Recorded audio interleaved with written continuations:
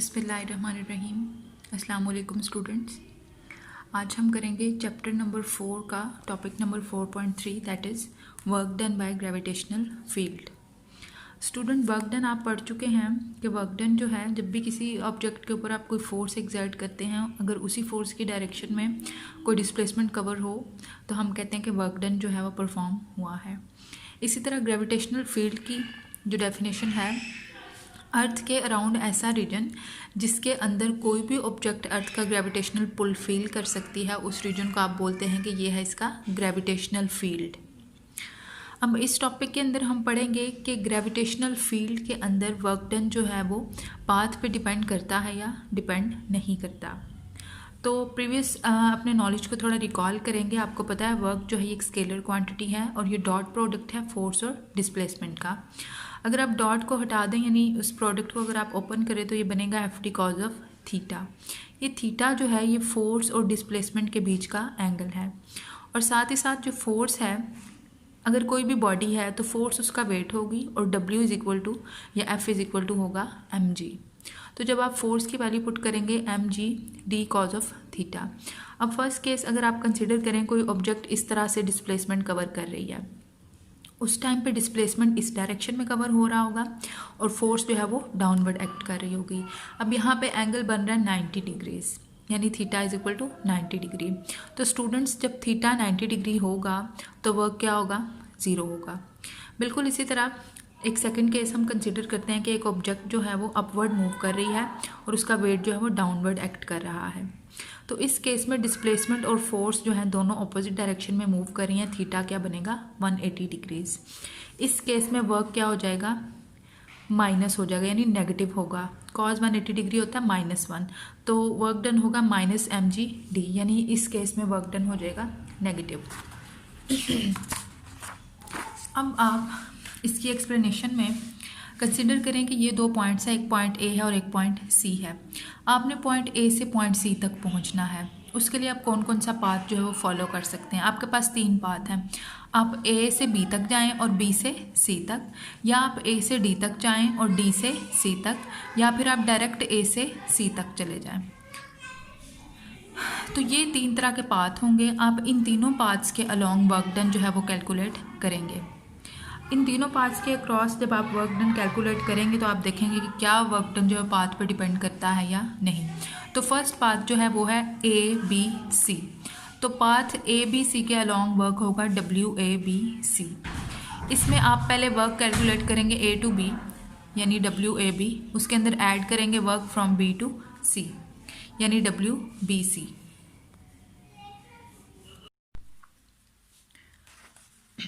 हाँ जी, तो work done जो है फ्रॉम A to B, अगर आप यूँ इस तरफ को जा रहे हैं तो डिस्प्लेसमेंट इस डायरेक्शन में कवर हो रहा होगा और फोर्स डाउनवर्ड एक्ट करेगी। यहाँ पे जो थीटा है वो 90 डिग्रीज बनेगा। तो जो work done from A to B होगा वो होगा mg/d। वर्क डन का जो है एक्सप्रेशन वो आपको पता है कि mg/d के इक्वल होगा, और कॉज साथ में थीटा क्या होगा? 90 डिग्रीज। और कॉज 90 क्या होता है? 0 होता है। तो ये वाला जो फैक्टर है, ये वाला सारा हो जाएगा 0।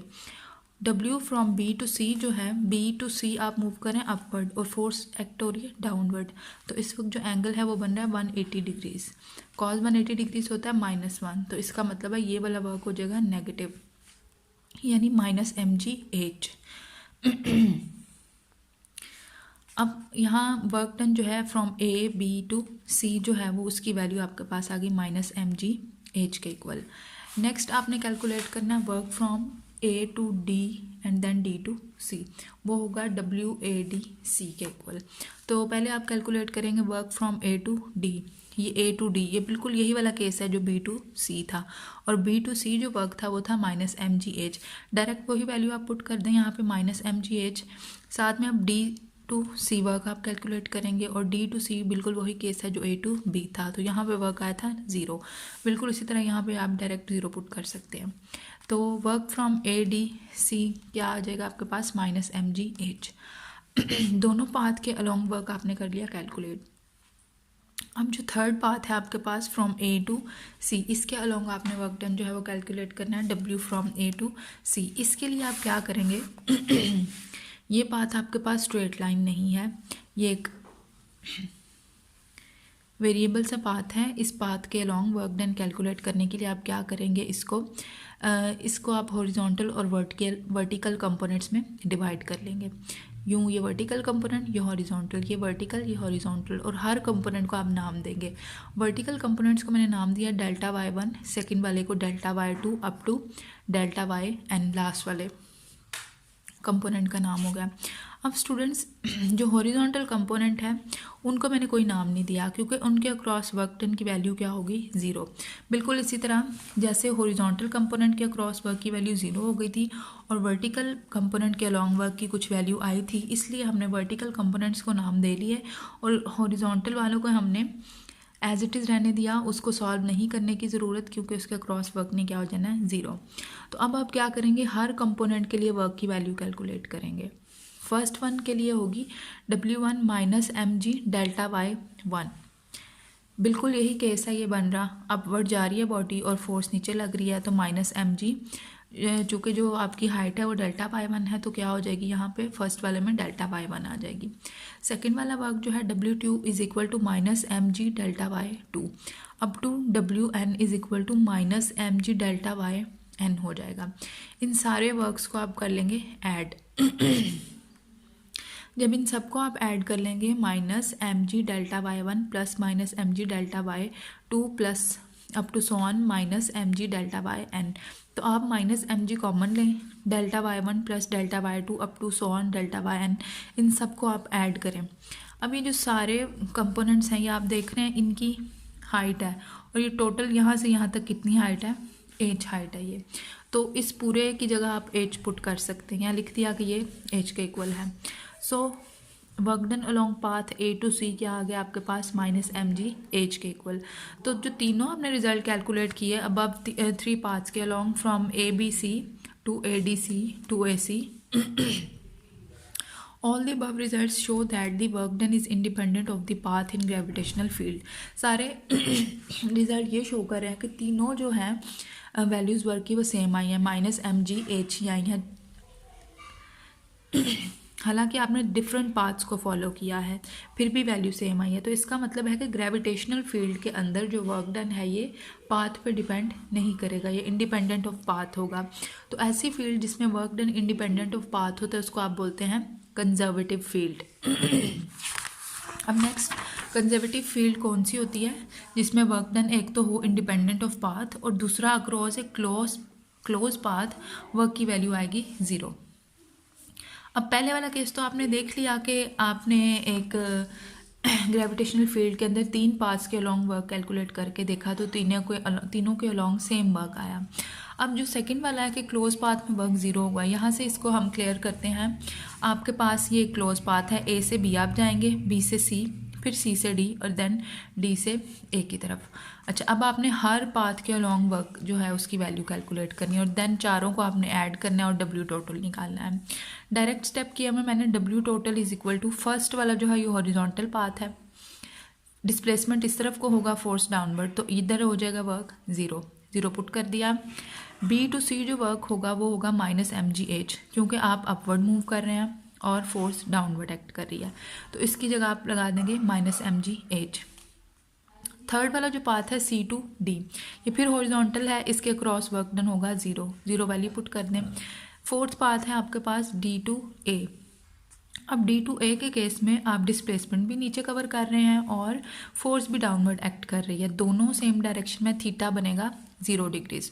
और आपको पता है कॉस 0 डिग्रीज क्या होता है 1, इसका मतलब है यहाँ पे वर्क डन जो होगा वो पॉजिटिव होगा, तो इसकी वैल्यू पुट कर दी फोर्थ वाले वर्क डन की। ये माइनस का mg h है, ये प्लस का mg h है, ये एक दूसरे को कैंसिल करेंगे और आंसर क्या हो जाएगा 0। तो यहाँ पे हमने ये भी करके देख लिया कि एक कंजर्वेटिव फील्ड के अंदर वर्क डन जो है अक्रॉस ए क्लोज पाथ W की वैल्यू क्या आ जाएगी 0 आ जाएगी। स्टूडेंट्स, कंजर्वेटिव फील्ड की जो कुछ एग्जांपल्स आपको पता होनी चाहिए, ग्रेविटेशनल फील्ड जो है ये कंजर्वेटिव फील्ड होती है, इलेक्ट्रिक फील्ड जो है ये कंजर्वेटिव फील्ड होती है, स्प्रिंग फोर्स जो है ये कंजर्वेटिव फील्ड बनाती है, यानी इन 3 टाइप्स की फील्ड्स में वर्क डन जो होगा वो इंडिपेंडेंट ऑफ पाथ होगा। अच्छा जी, नेक्स्ट है जी नॉन कंजर्वेटिव फील्ड। अब नॉन कंजर्वेटिव फील्ड ऐसी फील्ड होगी जिसमें वर्क डन जो है वो पाथ पे डिपेंड करेगा। अगर आप पाथ को चेंज कर देंगे तो वर्क डन की वैल्यू जो है वो चेंज हो जाएगी। तो इसकी एग्जांपल है फ्रिक्शन के अगेंस्ट जब आप वर्क करते हैं तो क्या होता है कि सारी फोर्स जो है वो फ्रिक्शन को ओवरकम करने के लिए यूज़ हो जाती है और वर्क क्या हो जाएगा, वर्क बॉडी के अंदर स्टोर नहीं रहेगा। ठीक हो गया। तो नॉन कंजर्वेटिव फील्ड की एग्जांपल है फ्रिक्शन, फ्रिक्शनल फील्ड। अब यहाँ एक पॉइंट लिखा है, the conservative field will store the work in form of potential energy but non conservative fields will not. जो कंजर्वेटिव फील्ड्स होती हैं वो उनमें उनके केस में हर पाथ के क्रॉस जो है वर्क सेम होगा और क्लोज पाथ में वर्क क्या हो जाएगा, ज़ीरो। कंजर्वेटिव फील्ड के केस में जो वर्क डन होता है किसी भी बॉडी के ऊपर वो उसके अंदर पोटेंशियल एनर्जी की फॉर्म में स्टोर हो जाता है। और नॉन कंजर्वेटिव फील्ड्स के केस में जो भी आप वर्क डन करते हैं बॉडी के ऊपर वो उसके अंदर स्टोर नहीं होता बल्कि वो वेस्ट हो जाता है। जैसे कि फ्रिक्शन के क्रॉस जब आप वर्क कर रहे होते हैं कोई चीज़ इस तरह यूँ आप घसीट रहे हैं तो अब ये जो पेज है ये इसको फ्रिक्शन ऑफर कर रहा है, तो आप देख रहे हैं कि बॉडी ने अपनी जहाँ पे आपने छोड़ा वहीं पे जाके ये रुक गई है, ये वापस नहीं आई क्योंकि इसके पास इसके अंदर पोटेंशियल एनर्जी जो है वो स्टोर नहीं हुई। अगर आप इसी पेंसिल को उठा के ऊपर ले जाएं, जैसे इसको छोड़ेंगे ये वापस जाएगी अपनी ओरिजिनल पोजीशन पे, क्योंकि इसके ऊपर आपने इसको उठाने में जो वर्क किया इसके अंदर पोटेंशियल एनर्जी की फॉर्म में वो स्टोर हो गया। जैसे ही आपने इसको छोड़ा ये अपनी पोटेंशियल एनर्जी को यूज़ करके अपनी ओरिजिनल पोजीशन पे वापस चलेगी। जबकि यूँ फ्रिक्शन के केस में जो है ऑब्जेक्ट को जहाँ पे आप छोड़ोगे ये वहीं पे पड़ी रहेगी क्योंकि इसके अंदर पोटेंशियल एनर्जी जो है वो स्टोर नहीं हुई। तो ये था हमारा आज का topic, work done in a gravitational field.